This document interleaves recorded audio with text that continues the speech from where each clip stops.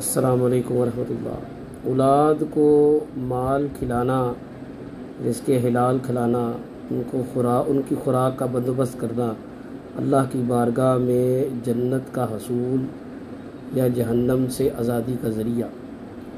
नबी रहमत सल्लल्लाहु अलैहि वसल्लम से एक मरतबा आयशा सिद्दीक़ा मुतहरा रज़ी अल्लाह ताला अन्हा ने सवाल किया।